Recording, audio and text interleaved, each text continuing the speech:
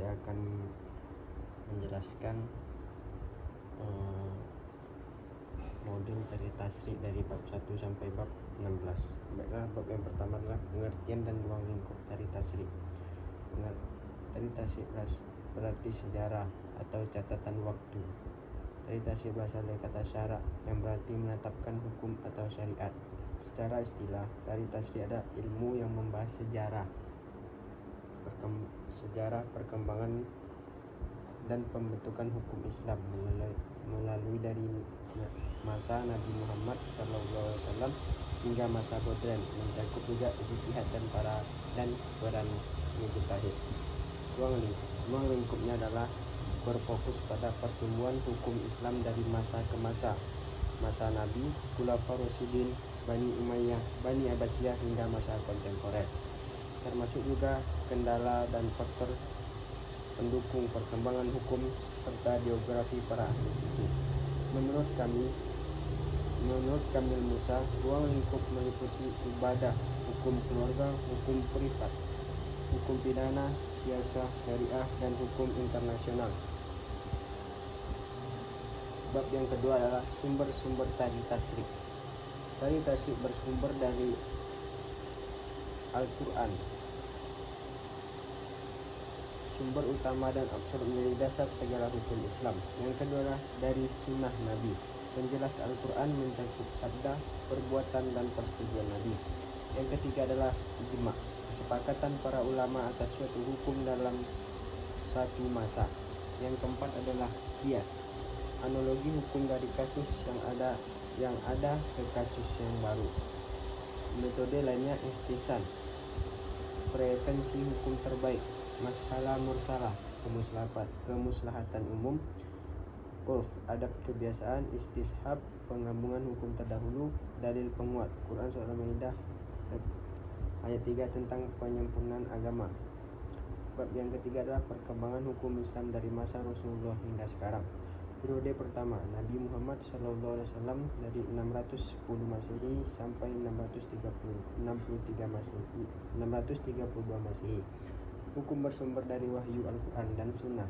Ayat-ayat Mekah fokus pada akidah, Madinah pada hukum praktis. Ijtihad Nabi dilakukan saat tidak ada wahyu langsung. Contohnya keputusan tawanan perang Badar. Yang periode kedua adalah Khulafaur Rasyidin 632 sampai 661 Masehi. Abu Bakar hingga Ali bin Abi Thalib. Hukum tetap bersumber dari Al-Quran dan Sunnah, ditambah ijtihad sahabat. Utsman bin Affan mengkodifikasi Mushaf Al-Quran. Periode ketiga dinasti Umayyah 661 sampai 750 Masehi. Administrasi hukum lebih pada masa dinasti Umayyah ini. Administrasi hukum lebih sistematis. Hukum disesuaikan dengan ekspansi wilayah Islam dan kondisi masyarakat lokal. Bab yang keempat adalah perkembangan hukum Islam pada masa Bani Umayyah. Pada Bani Umayyah berdiri setelah Khulafaur Rasyidin dipimpin oleh Muawiyah bin Abu Sufyan. Bani Umayyah ibu kotanya dipindahkan ke Damaskus. Wilayah kekuasaan sangat luas, Afrika Utara, Khurasan, India hingga Spanyol. Sistem pemerintahan di Bani Umayyah ini adalah sistem monarki turun menurun.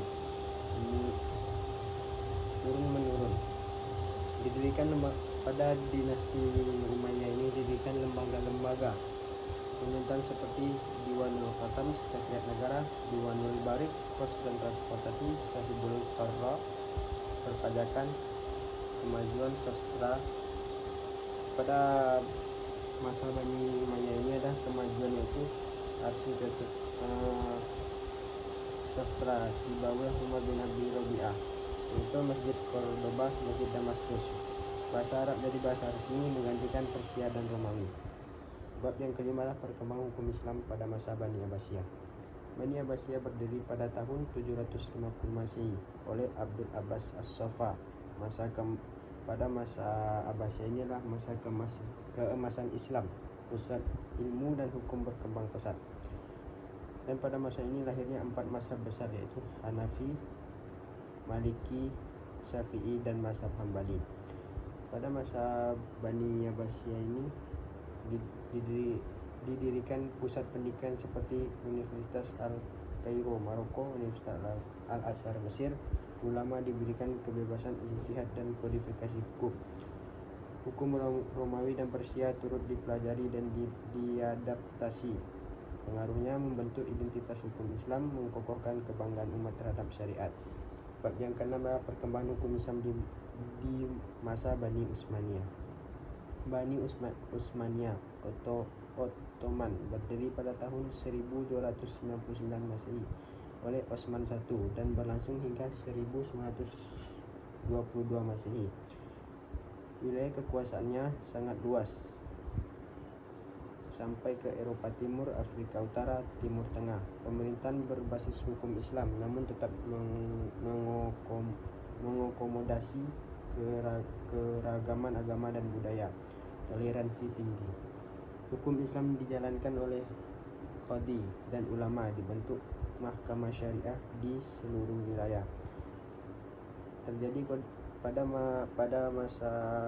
masa Bani Utsmaniyah ini terjadi kodifikasi hukum seperti majalah Al-Ahkam, Al-Adliyah, panduan hukum sipil berlandaskan mazhab Hanafi. Terdapat 6 fase perkembangan dari masa Khulafaur Rasyidin hingga periode modernisasi hukum. Bab ke-7 yaitu perkembangan hukum Islam di masa Bani Mughal. Bani Mughal berdiri di India setelah keruntuhan dinasti Delhi abad ke-16 Masehi. Yang mendirikannya adalah raja pertamanya adalah Akbar 1556 sampai 1605 Masehi, bersikap inklusif dan toleran. Hukum Islam fleksibel digabungkan dengan adat lokal. Raja keduanya adalah Aurangzeb 1658 sampai 1707 Masehi, bersikap konservatif. Hukum syariah diterapkan secara ketat, melarang minuman keras, perjudian dan lain-lain. Dibentuk majelis ulama untuk membantu menetapkan hukum Islam. Mazhab Hanafi mendominasi sistem hukum. Hukum Islam disesuaikan dengan kondisi masyarakat lokal. Hukum Islam di Bani Mughal ini praktiknya dalam berbagai bidang pernikahan, warisan, sosial, dan politik. Bab yang ke-8 adalah kemunculan madrasah Ahlul Ra'yi dan Ahlul Hadis. Dua pendekatan utama dengan pemikiran hukum Islam, yaitu Ahlul Ra'yi. Perkembangan di Irak, Kufah mengutamakan akal atau logika, qiyas dan ijtihad karena keterbatasan hadis. Ahlul Hadis ini berkembang di Madinah, berpegang teguh pada teks hadis, lebih tekstual dan berhati-hati terhadap qiyas.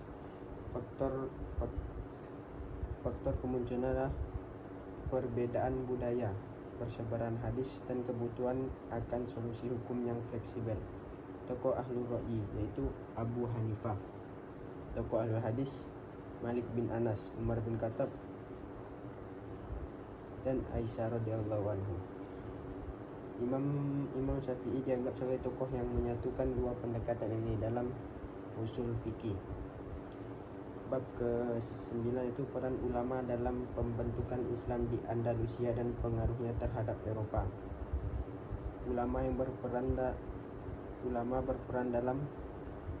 Pada masa ini ulama berperan dalam penyebaran Islam, mengajarkan Quran, hadis, fikih, dan tafsir. Pada masa ini ilmu pengetahuan kontribusi dalam filsafat, astronomi, matematika, kedokteran. Pada masa ini juga politik menjadi penasihat penguasa, menjaga stabilitas sosial lewat fatwa dan etika Islam. Pada masa ini ada pun tokoh-tokoh pentingnya yaitu Ibnu Rushd, Averroes, filsuf besar, komentator Aristoteles, Ibnu Hazm, pakar fikih dan teologi, Al-Zahrawi, bapak bedah modern, Al-Qurtubi, ahli tafsir. Pada masa ini pengaruh besar terhadap Eropa, karya-karya mereka diterjemahkan ke Latin dan memengaruhi Renaissance. Bab ke-10 adalah sejarah hukum Islam di Andalusia. Islam masuk ke Andalusia pada tahun 711 Masehi oleh pasukan Tariq bin Ziyad. Andalusia menjadi pusat peradaban dan ilmu pengetahuan Islam di Eropa. Hukum Islam diterapkan dalam sistem pemerintahan dan pengadilan. Asimilasi budaya, hukum Islam disesuaikan dengan kondisi lokal. Pada masa ini, puncak kejayaannya pada abad 8 sampai 13 Masehi, sebelum kemudian mengalami kemunduran dan jatuh ke tangan Kristen pada 1492.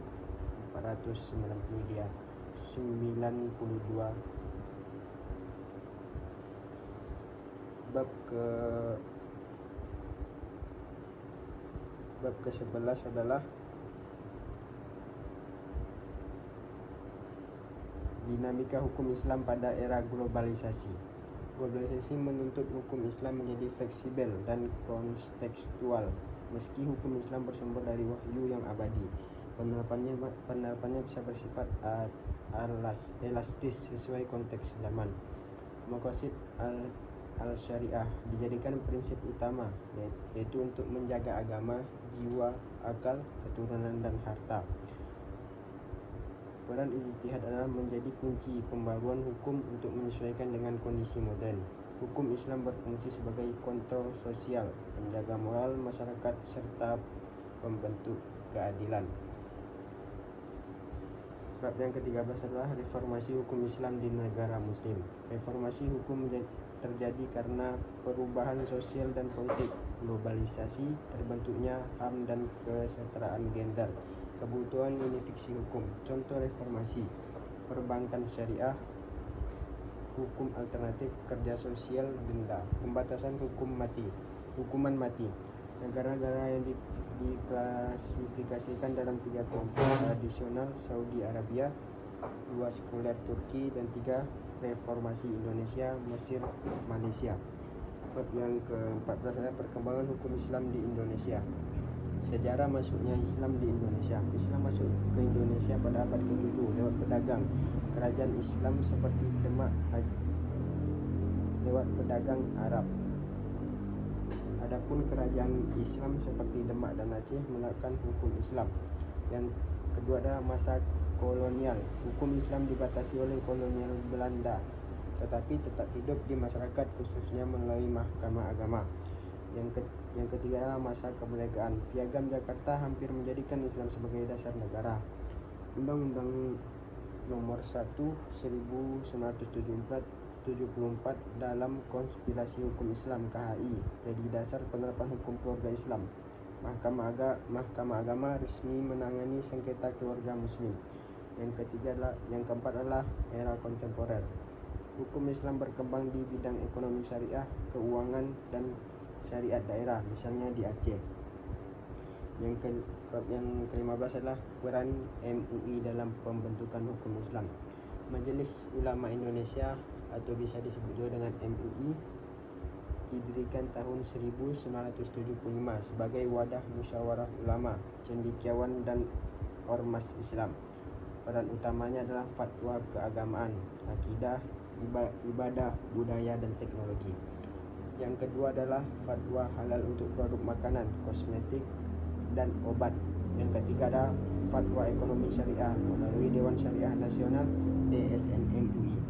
MUI berperan besar dalam mempengaruhi: yang pertama, regulasi hukum nasional; yang kedua, pembentukan sistem halal nasional; yang ketiga, fatwa sebagai dasar kebijakan pemerintah.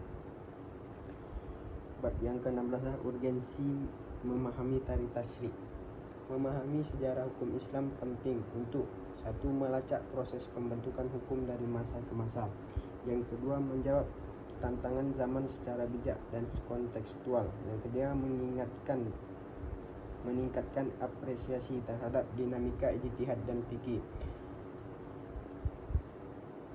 Tarikh tasyrik mengajarkan kita agar bijak menerapkan hukum Islam, tidak kaku, ekstrim, dan tertutup dari perubahan zaman.